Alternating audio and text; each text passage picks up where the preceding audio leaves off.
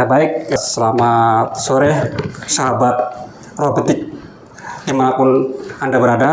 Sore. Hari ini kita berada di Robotic Explorer Ya, bersama Pak. saya Bunda Juli Cendrawan. Bunda, kita ingin tahu ini sejarah bagaimana Bunda mendirikan Robotic Explorer ini dan apa motivasinya. Pertama-tama itu sekitar tahun 2005 ya, 2005 hampir 20 tahun.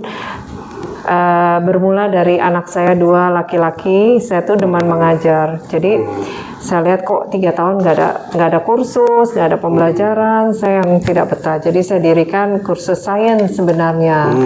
Dan tidak disengaja yang saya order semua barangnya barang robot, Pak. Pada saat itu kita masih tidak mengerti ya apa itu robot. Tapi ya dipelajari dan sampailah kita kepada hari ini. Kok Bunda tertarik dengan dunia robotika ini? Gimana ceritanya? Saya tidak tahu ada kata robotika, Pak. Pada saat itu yang saya tahu adalah science. Jadi, tapi yang saya order, jadi satu company robotika itu, kalau Bapak pernah dengan Fisher Technic, itu satu company robotika yang juga mengerjakan art. Jadi pada zaman itu semua robotika bersama art, karena intinya dari robotika adalah imajinasi. Jadi anak-anak diajarkan berimajinasi. Nah, karena saya mau anak saya ada pembelajaran, aku tidak pernah tahu ada kata robotika.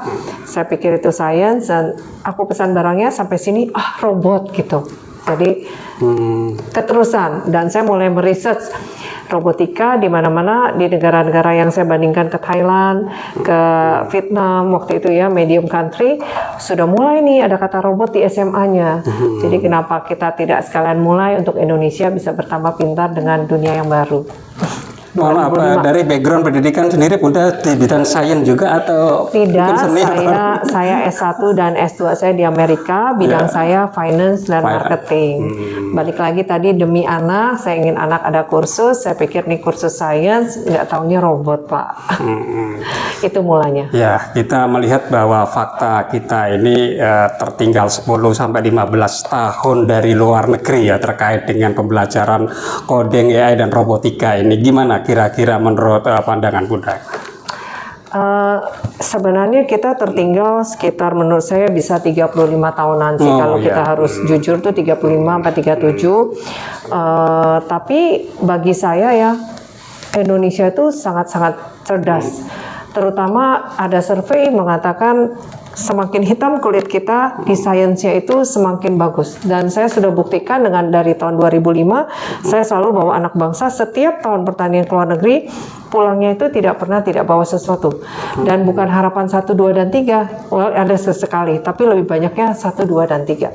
Jadi dengan pembelajaran yang terbatas, alat yang terbatas, guru yang terbatas, kepintarannya, kita pergi dan pulang kita membawa satu buat bangsa Indonesia. Jadi saya nggak pernah merasa kok kita tertinggal ya. Tidak hanya alat-alatnya, medianya memang perlu disediakan. Nah, berbicara tentang alat-alat ini hubungan apakah ini produksi sendiri atau membeli atau bagaimana ini ceritanya? Kalau dari 20 tahun yang lalu memang semuanya bahkan sampai sekarang ya masih membeli dari luar negeri, Pak. Kenapa?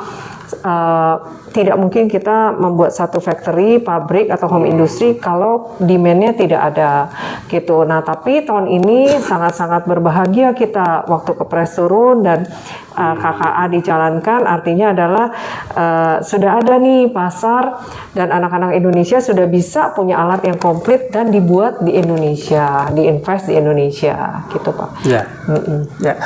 Terkait dengan KKA, ini bisa lihat kan Juli Robotik ini tersebar di 38 provinsi atau 18? Kalau PAUD dan SLB ya 38, tapi kalau untuk ini di 19 provinsi untuk Dikdasmen. Apakah Juli Robotik ini punya cabang di daerah-daerah tersebut kok bisa menyelenggarakan di segitu banyak provinsi di Indonesia? Mungkin karena itu 20 tahun ya saya udah mulai rekanan bisnis, rekanan guru, perjalanan sebelum COVID itu udah cukup panjang, Pak, melanglang buana sampai ke daerah-daerah.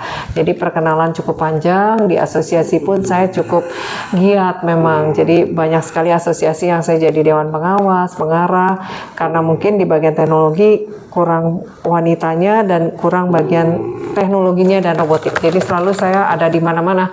Jadi guru saya di mana-mana. Gitu, Pak. Untuk segmentasinya sekarang ini lebih cenderung ke anak tingkat apa ini? SD, SMP atau SMA? Saya selalu cinta anak usia dini. Kenapa? Karena itu mulai pendidikan itu menurut saya atau mulai bergeraknya satu bangsa yaitu Indonesia ini ya harus digerakkan dari anak usia dini yang bisa menggerakkan satu bangsa move ke atas gitu, Pak. Nah, kalau saya lihat dari tahun 15 tahun yang lalu itu SMA, SMK, SMA, SMK. Yes, it's good. Tapi kalau sekarang dimulai dari SLB, I'm so excited gitu ya, karena pembelajaran robotika luar negeri pun umurnya dari 2,5 tahun, Pak. Bahkan sekarang 2 tahun dan itu sudah mendunia gitu, mendunia. Jadi saya akan membuat pembelajaran, bahkan sekarang saya ada ambil S3 itu untuk tenaga pendidik dari tingkat TK untuk perlindungan ke guru-guru, Pak. Perlindungan. Untuk kurikulumnya sendiri ini mengacu ke mana nih? Kalau kurikulum, kalau Bapak lihat ini saya udah mulai ada dari SMP, SMA, TK ya. Dari TK juga ada. Bahkan dari untuk SLB, Pak. Ini TK, SLB saya murid saya ada 16, 8-nya itu SLB. Jadi mereka juga sangat bagus sekali di robotika. Nah, ini mengacu pada mana tidak perlu beli alat saya, pakai alat apapun, bahkan pakai seperti daun atau waktu itu kita bikin komodo dari barang-barang bekas gitu ya, dari remote control, dari apapun kita ngikutin aja dengan barang apapun yang ada jadi, Pak, itu komodo dan semua tanpa harus beli barang saya. Makanya itu jadi satu kurikulum sehingga tidak transfer knowledge-nya aku belajar dari Malaysia, Amerika, Taiwan, saya beli semua barang, kayaknya semua barang ku beli dan ku ajarkan ke anak-anak. Setelah 15 tahun saya mulai mendevelop kurikulum kumpulan dari semua alat-alat tersebut. Sejauh mana kurikulum yang ada di Yuli Indrawan Robotik ini diadopsi oleh Kementerian Pendidikan terkait dengan mapel coding saat ini? Ya, waktu itu waktu bikin naskah akademik memang beramai-ramai ya dengan 19 LPD lainnya kita membuat, tapi saya pikir akhirnya toh tim Kemendikdasmen memang yang merampungkan dengan LMS. Kalau saya kan banyak barang robotikanya yang mungkin negara terlalu mahal ya pada awalnya. Tapi ini satu gebrakan yang bagus. Tahun depan saya akan bikin sekolah percontohan, Pak, dengan alat-alat robotika. Nah, bila itu bagus, bisa berjalan baik, kita berdoa Indonesia punya media pembelajaran seperti yang kita harapkan bersama-sama. Karena tidak mungkin anak TK, SD kita suruh bermain tanpa ada fisiknya, yaitu robotnya. Gitu. Ya, tadi saya melihat ada anak-anak yang sedang persiapan untuk bertanding di China ya. Ini apakah memang tiap tahun memberangkatkan anak-anak ke Indonesia? Ya, ini tahun ke-15. Tahun ke-15. Tahun ke-15. Jadi kalau saya tuh tipenya saya tidak bergantung pada suatu alat tertentu sehingga anak itu pede. Misalnya gini, saya nggak bilang pertandingan Lego artinya apa, tapi kalau anak dibiasakan cuma main atau kita handphone deh, Pak. Oh, saya cuma main Samsung, suruh beli iPhone. Aduh, belajar lagi buat apa? Kalau kita udah pakai iPhone, suruh beli Samsung, buat apa? iPhone aja lagi. Kita cenderung tidak mau mencoba yang baru. Kita cenderung mengikuti saja gitu kan, anak-anak Indonesia juga begitu. Sehingga yang saya ajarkan adalah sekali lagi kurikulum, mereka mau pakai robot apapun dan ikut bertanding, jangan takut gitu, maju aja karena rumusnya kalian sudah kuasai. Gitu, Pak. Nah, jadi tidak mengacu pada suatu alat tertentu. Apa pertandingan tadi itu ada mungkin rekrutmen dulu atau kompetisi dulu tingkat nasional baru sebelum ke luar negeri seperti yang akan kita berangkatkan tadi? Harapannya sih begitu, Pak. Tapi pada kenyataannya mencari hanya 2 tim saja itu tidaklah mudah, Pak. Tidaklah mudah untuk di Indonesia. Jadi tidak pernah ada seperti Bapak bilang simulasi yang rasanya saya melihat biasanya saya menilai dari apakah orang tuanya mantap, anaknya mantap dulu gak, lalu guru pembimbingnya mantap gak di luar saya gitu. Kalau mereka berdua bersatu padu mantap, orang tuanya setuju gak, kalau itu berjalan, ayo kita lakukan, kita laksanakan, dan biasanya hasilnya cukup juara semua, Pak. Lumayan. Meskipun 4 malam terakhir gak tidur biasanya kayak begini-begini nih tadi yang Bapak lihat ya. Kalau kita lihat dan telah dari kurikulum KKA sekarang ini kan secara eksplisit itu robotik belum tersebut gitu ya, belum dinyatakan secara tersentuh. Nah, ini gimana menurut pandangan Bunda? Enggak, kalau untuk SLB dan PAUD memang harus ada alat robotnya Pak. Jadi sekarang kalau saya ngajar ke guru itu bawa alat robotnya untuk SLB dan PAUD ya, seperti yang Bapak pakai Widu. But saya cukup melihat lah ini gimana zaman Pak Nadiem waktu itu ya kok coding semua. Tapi kemarin saya ikut expo lagi yang cukup besar dan dia ada tulis robotic is the home gitu, is the house gitu. Jadi saya pikir-pikir ya iya, nggak mungkin ada arm robot tanpa robotiknya. Tidak mungkin suatu fungsi berjalan tanpa tubuhnya. Jadi nggak apa-apa kita nikmati dulu coding, tapi akan balik lagi pasti ke robotik. Seperti sekarang kalau Bapak lihat iklan-iklan di China, udah bukan coding dan AI lagi, tapi sudah robotik dan AI dan IoT gitu. Ya, betul. Nah, jadi harus ada tubuhnya. Ya nggak apa-apa, tidak ada sementara saja, tapi begitu dia pintar, karena robotik itu kan tubuh ya, coding itu kan saya umpamakan urat-urat syaraf kita gitu ya. Kalau AI itu kepintaran kita, vitaminnya, nggak mungkin kasih vitamin buat nggak ada tubuhnya yang disehatin gitu. Nah itu perumpamaannya. Jadi semua akan balik lagi kepada awalnya, yaitu robotiknya harus ada. Ya, pasti. Ya, beberapa sumber yang saya dapatkan dari media bahwa Kementerian Pertanian sekarang kan punya program 1 juta hektar, ada di Papua, ada di Pontianak, ada di Palangkaraya, mencetak sawah jutaan hektar. Nah, ini sudah menggunakan alat-alat robotik mekanik pertanian. Nah, ini bagaimana ini kita bisa menyiapkan generasi sehingga anak-anak muda itu nanti selain sebagai operator juga sebagai kreator mesin-mesin mekanik pertanian yang nanti dia mungkin bisa meminimalisir tenaga buruh tani yang sekarang agak susah juga dicari. Dengan robot-robot bisa menggarap sekian hektar lahan itu gimana? Saya memang tidak bisa dikatakan pinter robotik Pak. Saya hanya saya suka mengajar sekali dan saya berusaha mempelajarinya. Nah karena itu kemarin ini saya akhirnya membentuk dengan beberapa dirjen IS Smart Pak, Masyarakat Teknologi Cerdas Indonesia. Yang diharapkan adalah itu kumpulan dari anak-anak yang nggak tahu harus pergi kemana. Jadi bukan seperti DPP, DPD daerah bukan, tapi menurut keahlian yang tadi Bapak bilang pertanian, perikanan, perkebunan, pendidikan, keguruan gitu. Jadi title yang mereka jago di bidang teknologi cerdas ini. Semoga nanti dari situ ada pakar-pakarnya yang mungkin juga cuma 1 dan 2. Paling tidak kalau kita mau bertanya atau kayak orang sakit, robot waktu itu. Akhirnya aku namakan klinik robot. Kenapa? Tidak tahu bertanya kemana tentang robotik, pertandingan robot. Karena kita ada, mereka bisa bertanya. Nah, hopefully bisa kita bangun itu Pak. Begitu ada pertanyaan, ada kesulitan. Oh kamu kesini aja. Oh kamu kesini aja, ada jagonya nih. Nah itu. Nah tapi yang lagi kami bangun dengan kementerian yang lain, selain pendidikan yaitu UMKM Pak.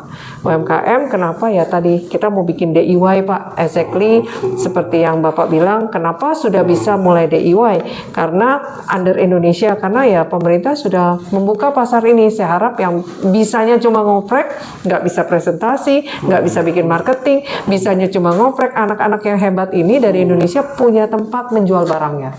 Itu sih Pak, sehingga ekonomi berjalan ya untuk mereka.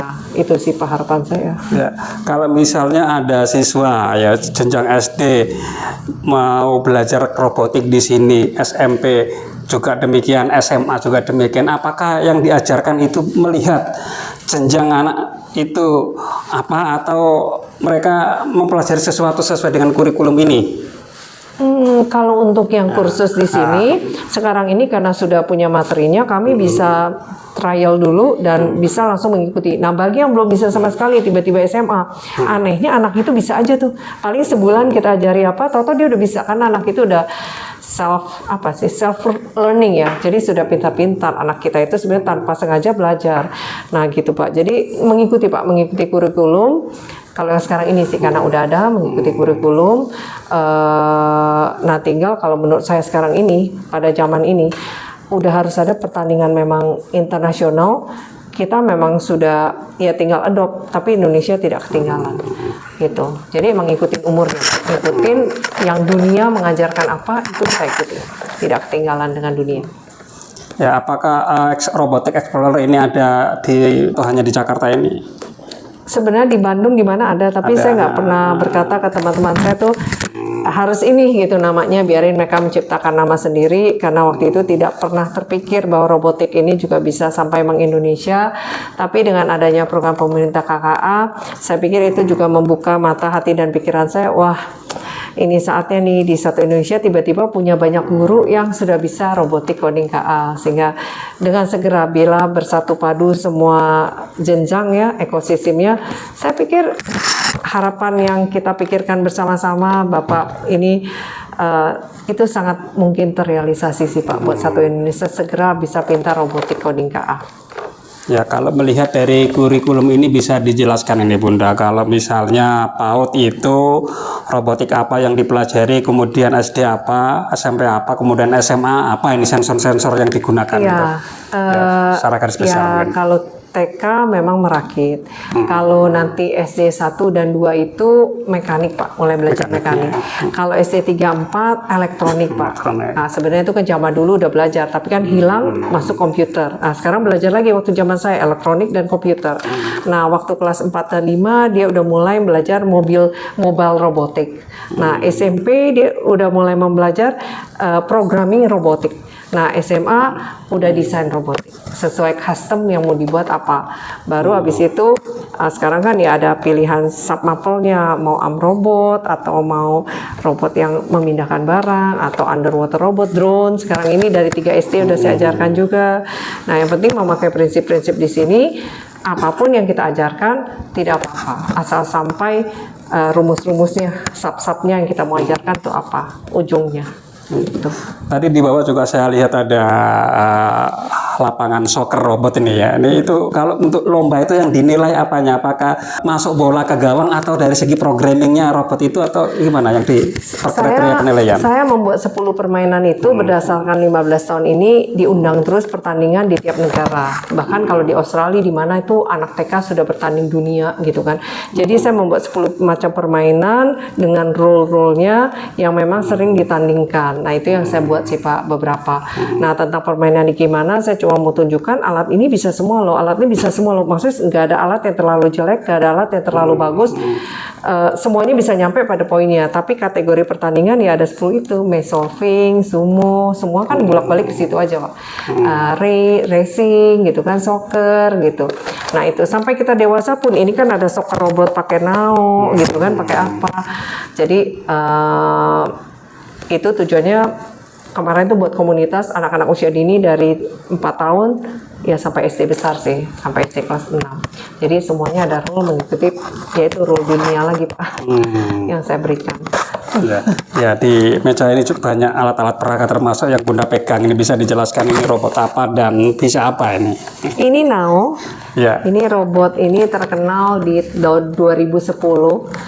Tiba-tiba saya buka rumah robot waktu itu. Saya buka rumah robot dan semua orang kaget karena robot ini sudah diminta oleh beberapa universitas terkenal dan nggak dijual. Mengapa robot dari Perancis ini Nao itu artinya otak. Nao itu artinya bright gitu ya, pintar gitu ya. Kenapa dia tidak mau dijual? Karena mereka pembuatnya itu adalah seniman berkolaborasi. Jadi nggak ada robot yang diciptakan seorang diri. Makanya robot itu adalah team building juga. Jadi tidak bisa satu orang kejagoannya satu, kan ada mekanik, elektronik, programming gitu ya, masing-masing punya keahliannya. Nah, jadi ini robot bisa 38 bahasa. Ini robot research gitu, robot riset dikategorikan. Jadi banyak universitas yang beli ini sih. Ini robot untuk AI, di universitasnya. Tapi zaman itu memang cuma robot ini yang ada. Tapi kalau sekarang sudah banyak sekali sih robot-robot murah yang juga sudah di open SDK-nya dan kita bisa belajar AI dengan mudahnya dengan robot-robot cukup murah. Nah, ini robot anak TK, anak SD. Ya, dia bisa TK. Itu guru, robot guru dia ngajar. Ya, dia mengajar, kita isi program. Kalau ini membacakan buku buat anak-anaknya. Tapi kelemahannya ya harus buku dari dia. Sensornya hanya bisa membaca buku dari dia, kan certain warna. Kalau tidak bagus dia nggak bisa baca. Jadi benar-benar yang di print dari company ini baru bisa dibaca. Gitu. Jadi untuk ngajarin anak membaca pada saat orang tuanya nggak ada. Tuh, ini robot anjing menari ya, robot drone ya. Pertandingan itu sekarang udah apa bedanya ini drone biasa dengan robot drone ini seperti ini? Drone pembelajaran kan ya. Jadi memang prinsip-prinsipnya saja, bukan seperti drone yang prinsip drone bertandingnya. Ini soccer drone sih. Kebetulan yang saya beli ini bermain bola. Soccer bermain bola. Jadi tujuannya nanti ada halangan-halangan untuk bermain bola 2 atau 4 orang genap. Seru sekali karena dari 3 SD drone sudah diajarkan di Korea dari 3 SD. Jadi asal prinsip-prinsipnya bisa, ya itu yang saya bilang, anak Indonesia bisa bikin nggak? Bisa banget gitu. Cuma konsisten nggak? Nah itu kita kalah di tidak konsisten. Sebentar berhenti, sebentar tidak research lagi. Nah, kalau Indonesia meneruskan atau didukung seperti saat ini, saya pikir akan dengan segera industri yang anak-anak hobi membuat UMKM robot ya, itu akan segera tumbuh buat Indonesia. Untuk mengembangkan alat-alat yang nanti mereka bisa mengerjakan atau merakit yang dari Robot Explorer ini, kira-kira kapan targetnya bisa masuk ke pasar sehingga bisa dinikmati oleh lembaga pendidikan di Indonesia? Tahun depan kami jadi beberapa alat, tapi itu dia, saya tidak memaksakan. Saya lebih senang kalau ada orang yang bisa punya alat, kami bisa pakai bersama-sama. Makanya ada organisasi, yaitu tadi, semoga kita bisa jadi wadah. Ini 200 juta orang loh, gitu. Tidak pernah terlalu kelebihan suatu produk diciptakan, gitu menurut saya, selama ada permintaannya. Jadi kita bersama-sama Pak, karena nggak kuat kalau sendirian riset dan semua itu juga tidak mampu. Ya semoga ada hasil-hasil karya anak bangsa ya, yang bisa kita sama-sama jual dan beli, gitu, jual dan beli. Ya saat ini kan Juli Robotik punya fasilitator coding KA di beberapa provinsi ini. Pelatihan itu kan sudah selesai. Apakah sampai di situ atau mungkin ada rencana lain teman-teman fasilitator di 38 provinsi itu ya mungkin katakanlah mau membuka cabang di beberapa daerah gitu dengan memanfaatkan fasilitator yang ada? Itu yang aku tanyakan juga ke para fasilitator. Gitu. Apa yang bisa kita panjangin silaturahminya, yang juga bisa menghasilkan penghasilan bagi sama-sama gitu, karena kan plus kepintaran bagi kota itu karena udah dinantikan. Nah, jadi saya menunggu-nunggu apa nih yang memang mau kita laksanakan. Jadi karena kan 2-3 provinsi itu dibilang kenal semua, belum adalah kenal di 10-12 provinsi yang kita dekat. Nah, nanti saya menunggu masukannya Pak. Bulan Januari kita kumpul sama-sama lagi ya, kita Zoom. Sudah selesai data kita berikan, selesai tugas kita. Nah, ke depannya apa yang kita bisa lakukan bersama-sama untuk Indonesia yang kita cintai bersama-sama. Baru-baru ini kan Presiden Prabowo meluncurkan program digitalisasi pembelajaran dengan berbagai papan interaktif digital. Nah, mungkin harapan kita ada mungkin masukan dari Juli Robotik ini nanti bantuannya tidak sekedar papan interaktif digital tapi alat peraga coding KA yang bisa mendukung pembelajaran robotik itu tercipta. Sudah saya omongan terus, tapi kan sesuatu yang lebih mudah seperti smartboard kan lebih gampang dibeli dan didistribusikan. Terus kalau alat-alat robot kan ribet banget nih gitu kan, banyak. Ya itu tadi saya bilang Pak, semoga Pak Wapres ada program Pak robot untuk negeri, itu juga dia udah hubungi saya bagaimana bisa dijadikan sekolah percontohan gitu ya. Nah, saya berdoa aja ini benar-benar dilaksanakan, kan emang tunggu perintah atasan gitu ya. Bila itu dijalankan dan berhasil, saya pikir sekali lagi bila kita bersama-sama dengan fasilitatornya menjalankan dengan baik pengajaran, kami berusaha dari atas gitu kan. Saya pikir nggak ada yang impossible sih Pak. Pada saat ini terus berharap, tapi smartboard memang lebih mudah ya, robotik lebih cukup, tidak simple. Beberapa orang aja seperti Bapak yang rajin mau membeli, itu saya surprise Pak, Bapak mengajar pakai berani mau membeli dan beli alat, itu aja satu tindakan yang harus diacungkan jempol, karena nggak semua fasilitator kepikir untuk beli gitu. Ya, terima kasih. Jadi yuk kita bersama-sama dimulai dari Bapak mungkin ya, dan para pejuang digital, kapten teknologi, kapten belajar, apa yang bisa kita kerjakan di waktu kita yang mungkin nggak panjang lagi ya gitu. Untuk terakhir kita apa nih, menggagas apa nih gitu, dan benar-benar ada hasilnya gitu Pak. Jadi ini Robot is My Friend, buku yang saya buat juga nih. Lama-lama Robot is My Friend. Nanti kita bersama-sama bikin buku lagi ya. Lihat sebentar. Iya, kita bikin buku lagi. Rencana judul yang berikutnya adalah My Robot Time. Nah itu semoga bisa bersama-sama semua kita bikin satu buku teknologi. Gitu. Luar biasa sekali. Ya baik sahabat robotik, itulah tadi bincang-bincang saya dengan Bunda Juli Indrawan ya, selaku owner dari Juli Indrawan Robotik. Iya, atau Robotic Explorer atau Rumah Robot Indonesia. Semoga bincang-bincang ini nanti bisa menginspirasi bagi kita semua, bagi Indonesia, agar Indonesia lebih maju, tidak tertinggal dengan dunia lain dalam bidang teknologi, terutama robotika. Saya akhiri, selamat sore, sampai jumpa. Terima kasih.